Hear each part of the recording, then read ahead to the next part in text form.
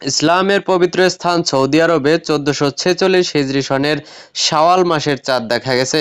ফলে দেশটিতে কাল রোববার উদযাপিত হবে পবিত্র ঈদ উল ফিতর। দুই মসজিদ ভিত্তিক ওয়েবসাইট ইনসাইড দ্য হারামাইন শনিবার 29 মার্চ এই তথ্য জানিয়েছে।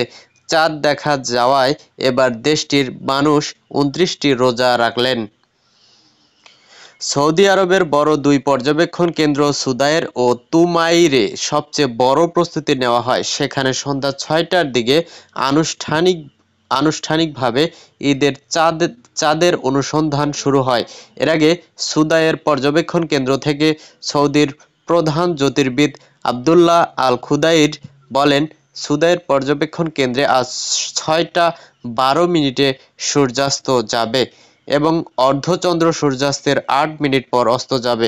দৃশ্যমানতার সময় দীর্ঘ অথবা ছোট হোক, যদি আকাশ পরিষ্কার থাকে তাহলে চাঁদ দেখা সম্ভব।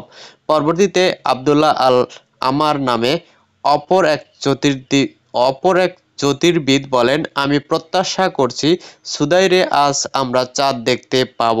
শেষ পর্যন্ত তাদের ধারণা ঠিক হয়। এর আগে সংযুক্ত আরব আমিরাতের আন্তর্জাতিক জ্যোতির্বিদ্যা কেন্দ্র জানিয়েছিল 29 মার্চ আরব ও ইসলামিক বিশ্বে শাওয়াল মাসের চাঁদ দেখতে পাওয়ার কোনো সম্ভাবনা নেই, কারণ ওই দিন সূর্যাস্তের আগে চাঁদ অস্ত যাবে এবং চাঁদ সূর্যের সংযোগ ঘটবে সূর্যাস্তের পর। খালি চোখে, টেলিস্কোপে অথবা অন্য কোনো উপায়ে আগামী 29 মার্চ শাওয়াল বা ঈদুল ফিতরের চাঁদ দেখা সম্ভব নয় বলেও দাবি করেছিল সংস্থাটি।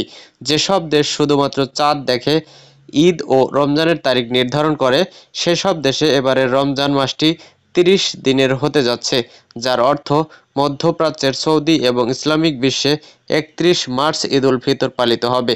গত 20 মার্চ এমনই তথ্য জানিয়েছিল আমিরাতের জ্যোতির্বিদ্যা কেন্দ্র, কিন্তু তাদের এসব ধারণা আংশিক ভুল প্রমাণিত হয়েছে, কারণ সৌদিতে 29তম দিনই চাঁদ দেখা গেল। তবে সৌদির প্রতিবেশী ওমানের মুসল্লিরা 30 রোজা পূর্ণ করবেন। দেশটিতে আগামী সোমবার ঈদের ঘোষণা দেওয়া হয়েছে।